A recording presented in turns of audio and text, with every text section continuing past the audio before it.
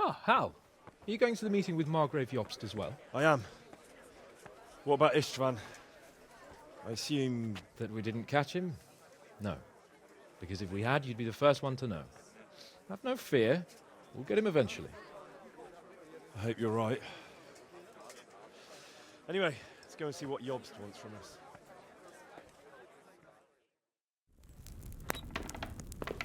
My lords, Christ's blessings on you all. And on you, Lord Capon. And this is my son, Henry.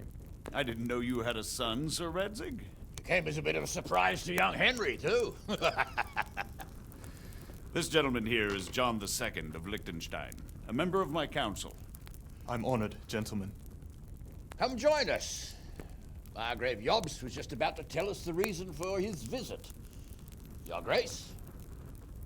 I'm sure we're all agreed, Your Graces, that all this unrest must come to an end. This kingdom needs a king.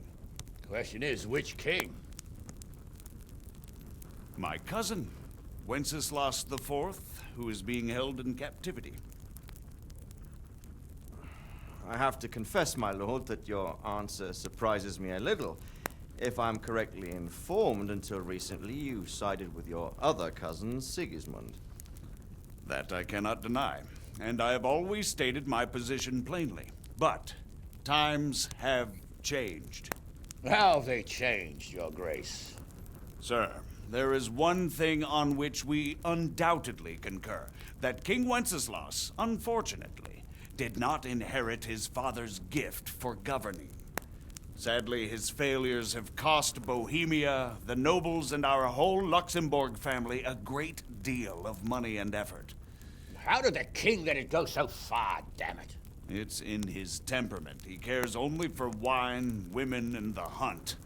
A king, in fact, who never wanted to be king. Then why didn't he just let his brother have the crown? Young sir, the crown weighs heavy when there are duties to be performed, but to surrender it means giving up great privileges, too. But he did surrender power to his brother. When things started getting out of hand, Wenceslaus appealed to Sigismund for help in restoring order. What you're saying, Wenceslas has invited him here? This is starting to make my head spin. Actually, it makes sense when you think about it. Sigismund wanted to re-establish the power of the whole House of Luxembourg. He thought if he helped Wenceslaus win the imperial crown, in return his brother would help him become the king of the Romans, and leave the actual reign of Bohemia and the empire to him. Sigismund would govern, while Wenceslaus could carry on doing what he was best at, enjoying the life of the imperial court. Why wasn't Wenceslas crowned Holy Roman Emperor long ago? He was already elected king of the Romans. All he had to do was go and let the Pope put the damn imperial crown on his head. Who knows? Maybe he'd prefer hunting and consorting with bathhouse wenches to spending time with the Pope. Well, so would I must admit. Sigismund's plan seemed sound enough, but it didn't quite work out, did it? It worked for a while. He and his brother reached an agreement. Sigismund took over administration of the kingdom and began planning Wenceslaus's journey to Rome for the imperial coronation. But then Wenceslaus realized he would just be a puppet with a crown. I must say, Margrave Jobst, Wenceslas and Prokop behave rather like naughty children in need of a good clout about the ears. Sigismund would agree. He was already planning his rule of Bohemia, and all of a sudden, the rug was pulled from under him. I'd say he lost his patience and decided he'd drag Wenceslaus to the coronation kicking and screaming if he had to. Just like a naughty child, as you say. So he abducted him and your brother Prokop too, if I heard correctly. Correct. And you helped him do it, if I heard correctly. Yes, Your Graces, it's true. I was there when Sigismund abducted Prokop. I thought everything could somehow be settled, that we could make my brother see sense. But Sigismund just wanted to put an end to the dispute once and for all, whatever the cost. There was nothing I could do to stop him. And that's one of the reasons why I'm here. The worst of it is that it was all for nothing. Instead of putting a stop to the revolt, it escalated it, and the result is this chaos we have today. That's true enough, sir. But I must admit now, I'm not sure what your position is. The king is incompetent, but we must protect him? The simple truth, gentlemen, is that for all of Wenceslaus's faults, we have no one else. So we'll have to make do with his idleness. People like him, though. But what can we do now? Sigismund has the League of Lords behind him. Otto von Berghoff, Heinrich von Rosenberg. The situation has gotten completely out of control. Now even the nobles of the League of Lords are realizing that Sigismund wasn't the right choice. So now Berghoff is on your side. Are we to assemble an army together with him and face Sigismund on the field of battle? We're not in Hungary now. Such affairs may be settled elegantly, without unnecessary hostilities or expenses. I have negotiated an alliance with the Hungarian bishops, the Polish, and of course the Czech nobility, against Sigismund. Every day he is losing the ground under his feet, and that's why I need your help too. What kind of help, though? Sigismund has a massive army, and Rosenberg, Berghoff, and Prague are behind him. Do you have an army you could face him with? But that's not what I mean at all. There's been a revolt against Sigismund in Hungary, partly due to my efforts, and now he'll have to choose whether he wants to gain the Bohemian crown, which is a very risky enterprise, or hold on to the Hungarian one. He can't have both. And there's a tough struggle awaiting him in Hungary. I'm not sure he'll win, and Rosenberg and Berghoff know it too. They're not stupid. If the Bohemian nobility stands together, they will turn. We are men of little consequence, Margrave. Radzig here lost everything because of his alliance with Wenceslaus. Sir Divish came within a hair of the same fate. Even Rattay is defenseless against Sigismund and the League of Lords. What's more, your grace, King Wenceslaus languishes in captivity in Vienna. He can't rule too well from there. And what do you propose? To sit with your arms folded till the Bohemian lands are turned to ashes like Skalitz? We have to put a stop to this senseless war! And do you know, sir, what the true position of the League of Lords is? I'm not on the best of terms with them at this moment, so you'll have to ask them yourselves. Yes. Why not? I'll go and visit Berghoff at his castle and we'll see what he tells me. You know, that's not such a bad idea, young sir. True. Though a little risky. I doubt Berghoff would harm a blue-blooded envoy. And you can find out what he has to say about developments and what the League of Lords is planning. Then we'll decide what to do next. I'll help you compose a letter to him. I'd like Henry to come with me. Why not? He's proven himself an able investigator, and he'll also be a good bodyguard if anything should happen. And I'll send Sir John here to Kuttenberg to be my eyes and ears there. I believe both your reports will help us get a better grip on the situation. When can you set out? Just as soon as I've packed my things. Excellent. Margrave Jobst and I will draft a letter. Get ready, and we'll meet back here.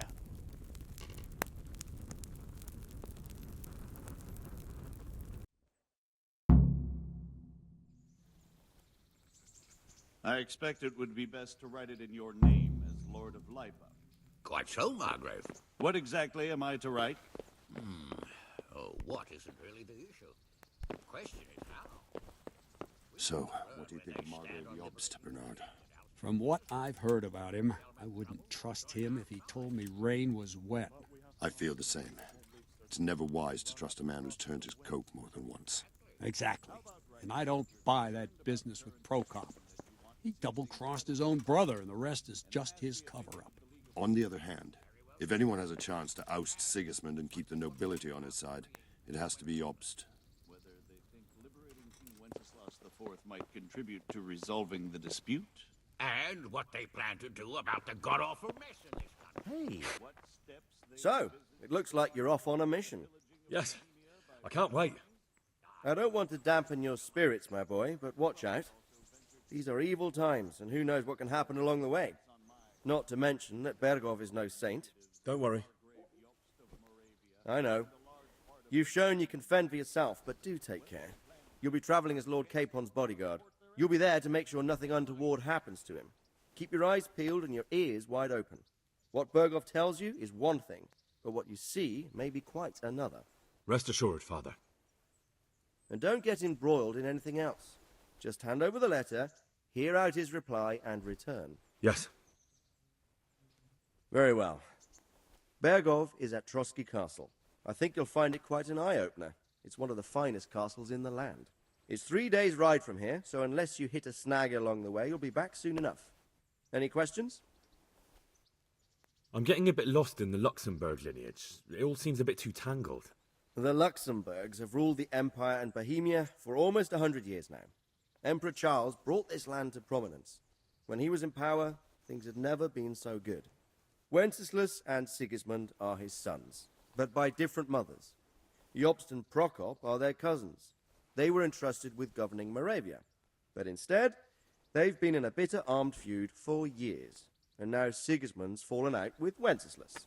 Wenceslaus also had another brother, the youngest, John of Görlitz, who was most probably poisoned. They seem like a hot-blooded lot. It's hard to keep up with their affairs, since they tend to change their alliances from one day to the next. Who is he really, this Jobst? The cousin of King Wenceslaus. He's the Margrave of Moravia. I admit I don't know what to make of him myself. Until recently, he was allied with the League of Lords. For a time, he even served Rupert of the Palatinate against the king. And now suddenly, he's reversed his position. I don't know what led him to do it, and one can't help being suspicious. It's best to keep a watchful eye on him, but he really is the leader of the resistance against Sigismund these days. We'll just have to see how it all turns out. I'm a bit concerned so many people seem to think so little of King Wenceslaus. You knew him, didn't you? What's he really like? Well, there's no straightforward answer to that question. He certainly makes a great hunting and drinking companion, but he can be very fiery and impetuous when things don't go how he'd like them. He never had much of a head for high office. He finds it tiresome. But once a man's grasped the scepter, it's hard to let it go again. You can't just abscond. You've seen for yourself what happens when he disappears for a few months. Better a bad but legitimate king than a bloody war over the throne. Who is this Prokop that Job spoke of? Jobst's brother, the king's cousin. He and Jobst warred over Moravian supremacy for years. Then they were allies for a while, betrayed Wenceslaus and sided with Rupert of the Palatinate. But after Sigismund abducted Wenceslaus, Prokop fomented a revolt against him, and Sigismund had him captured. Politics. Make of it what you will. I, for one, can't make head or tail of it most of the time. The League of Lords and that Berghoff we're off to see. Who are they exactly? The lords of the powerful houses. Heinrich of Rosenberg, Otto of Berghoff, Heinrich of Radetz, and others. They're unhappy with the way their influence declined after Wenceslaus surrounded himself with the lesser orders of nobility. They abducted the king years ago and made him bow to their will. They got away with it that time, and now they've joined forces with Sigismund and done it again. But now it seems that Sigismund's behavior is starting to rub them up the wrong way, so they may well be thinking twice. We'll see what Berghoff has to say. I don't know all that much about Sigismund. He's the king's younger brother and king of Hungary in his own right. 7 years ago, he led a crusade against the Turks and was defeated at Nicopolis. Some say it was due to the recklessness of the French knights, most of whom were mercilessly slaughtered. Sigismund is ambitious and capable. He might well make a better ruler than Wenceslaus, but he's arrogant, and to our misfortune, brutal. Not long ago, he himself was held captive by the Hungarian nobility. They dislike him as much as some of the Czech and German noblemen do his brother Wenceslaus. Ironically, Wenceslaus joined forces with Jobst to liberate him. And now this is how Sigismund repays his brother. There's no doubt about it. God does move in mysterious ways. Rupert of the Palatinate. That's a name I hadn't heard before today. Rupert is the Prince Elector of the Palatinate. What's a Prince Elector? The prince-electors are dignitaries of the Holy Roman Empire who have the right to elect the King of the Romans, who would then be crowned Holy Roman Emperor by the Pope. Rupert took the title for himself with the help of 3 other prince-electors, even though Wenceslaus had already been appointed. Some of the nobility in the empire recognized Rupert's claim, but when he went to Rome to be crowned emperor, it turned into a fiasco. Now he's doing his utmost to get Wenceslaus to acknowledge him, but so far without success. So, now we have 2 kings of the Romans. Jobst sided with Sigismund for a while, but now he's switched allegiance. He seems to do that quite a lot. That young man, Sir John of Liechtenstein, why is he here? The Liechtensteins are a powerful Austrian family with estates in Austria and Moravia. Sir John sits on Jobst's council. Since the king's being held captive in Vienna, I suppose it makes sense to have a powerful Austrian house as allies. It could be very useful. That's about all. Very well. Take the letter from Sir Hanush. And good luck, son.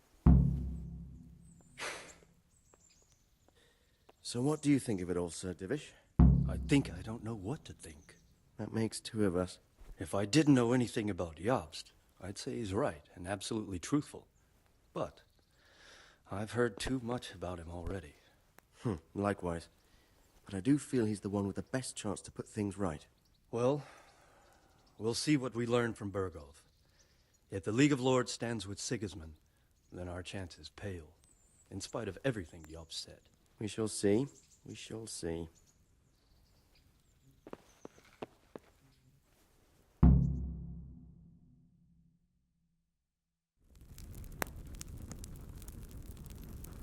I believe we have written it well, gentlemen. Without a doubt. No one could deduce from this whether we are Sigismund's allies or foes. I must travel back to Brno now, but soon I will go to Brandenburg and I will stop here on the way back. By then, Sir Capon should be back and we can discuss how to proceed. Right. Before you leave, my lord, there is one thing that gives me no rest. Why did Sigismund come as a foe? It makes no sense. If I may, sir, I think I can explain. Oh, please enlighten us, young sir. I live not far from Hungary, where Sigismund reigns. It is a savage country, and the constant war with the Turks has hardened the people. They need a monarch with an iron hand. So when Sigismund felt the wind of revolt, he reacted as he would at home. Only what works on the Hungarian nobles does not work here in Bohemia. Bringing order is one thing, but slaughtering and pillaging with a horde of barbarians quite another. What purpose does that serve? But Sigismund did give the Bohemian nobles a chance to take his side. It was only when they refused his ultimatum that he lost patience and took to the sword. As for the barbarians, he could afford nothing better. The Hungarian nobility would gain nothing from joining his campaign in Bohemia. He didn't have enough coin for a regular army, and so he recruited the Cumans. What he does not pay them, they make up for in plunder. But in the end, he didn't have enough to even satisfy the Cumans. That's why he raided Kuttenberg and Skalitz. He wanted the silver. That makes sense. My lords, how's the letter coming along? It's done. Then we can be on our way. Now remember what we said, boy. All you have to do is deliver the letter, listen to the answer, and come back here. Don't provoke Berghoff in any way. Provoke? Me? Never, Uncle. We'll be back in a few days. Farewell, your graces. Come, Henry, my men are waiting. I wish you Godspeed.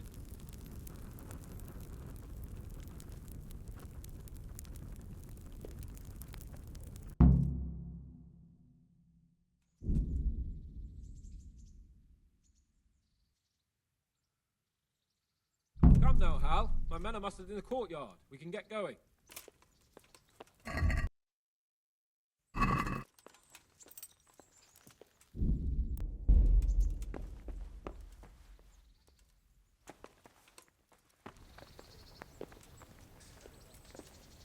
Ha!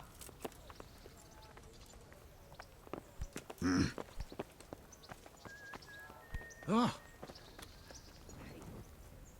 So, can we set off now, Henry? Of course. I can't wait. So, to horse! The Lord of Burgov is bound to be waiting as eagerly.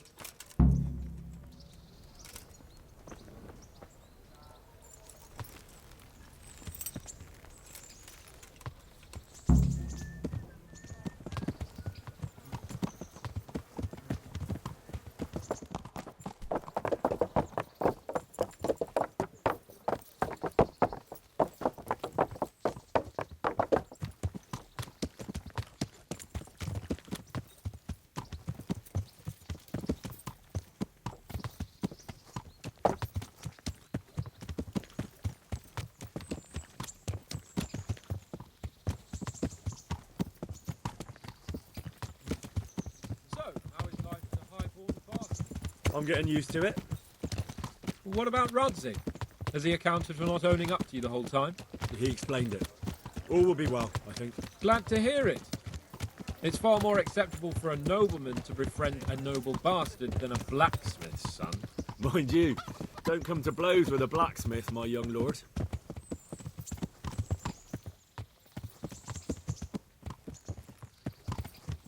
What do you think about Sir Jobst and his plan? Well, I admit all the scheming has me a little lost. I thought Sigismund was the devil, Wenceslaus a martyr, those on his side the heroes, and those against him the villains. I believed we'd rescue the king and all would be well again, but now it looks a lot more complicated. Exactly. I didn't expect the noble lords to be as noble as the angels, but I hadn't expected such a sewer. They behave like children. I can't fathom how after all this backstabbing they're somehow still on speaking terms. I don't know either. It beggars belief.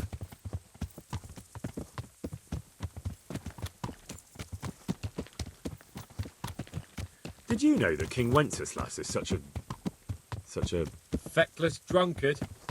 Not really. And to be honest, I'm not sure I wanted to know. I slept better believing my fate was watched over by a wise and powerful monarch. So did I. What a dismal world when you can't keep trust in your own king. On the other hand, times were better with him here than with him gone. Isn't that the truth?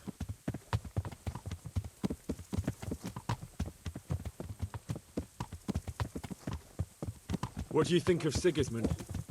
If I were him, I'd have had enough of my brother even sooner. But he's a monster. Look at what those hordes of his are getting up to here. What he did in Skalitz. True enough. On the other hand, if Wenceslaus and Prokop hadn't double-crossed him, none of this would have happened. No one forced him to burn Skalitz. That's a fact. But he couldn't let them shit all over him either.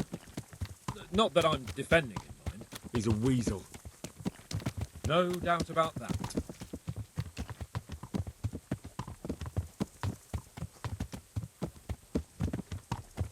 Do you know anything about Prokop? Ha!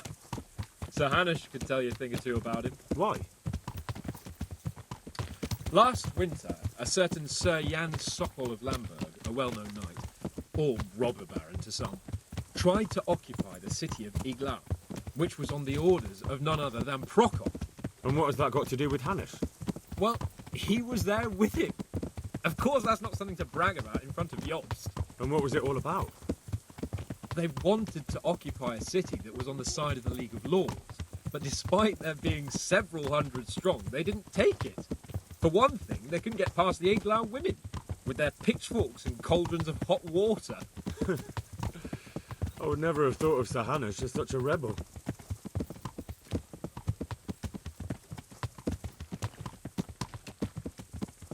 And have you heard anything about Rupert of the Palatinate? A little. He can't manage even to wrest power from a king who doesn't much care for ruling and isn't fighting back. That doesn't seem like a man who has what it takes to rule. And that's all I need to know.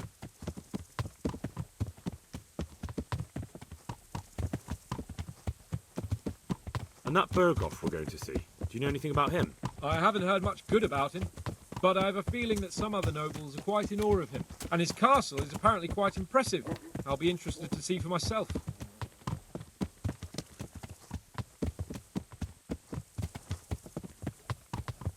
And what about the League of Lords? Wealthy, pompous. The king doesn't seem to like them much. He's chosen to let the lesser ranks of the nobility into his circle, men like your father. I admit I don't blame him one bit. But the lords weren't happy about their lost influence, so they put their foot down.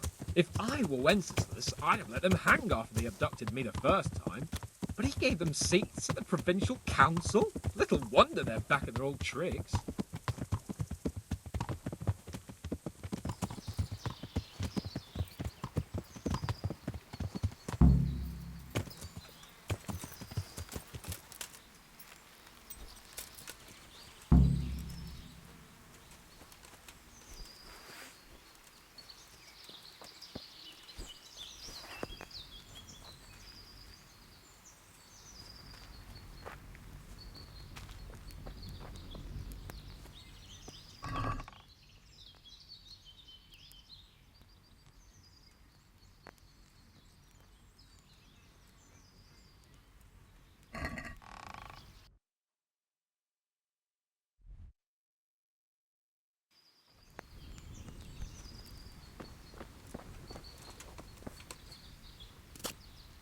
How about it, Henry? Can we go? Are you ready for this?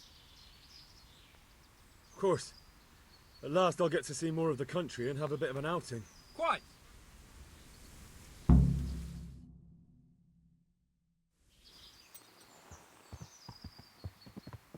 Let's get to it then. I finally have the feeling we're doing something worthwhile. We're helping to save the king. Instead of saving his drunken majesty, I'd rather find that whoreson who murdered my parents, get the sword back from him, and skewer him with it. Cheer up, Henry. I've a feeling you'll get your chance one day, and it won't be long in coming. Forward, men! Audentes fortuna juvat!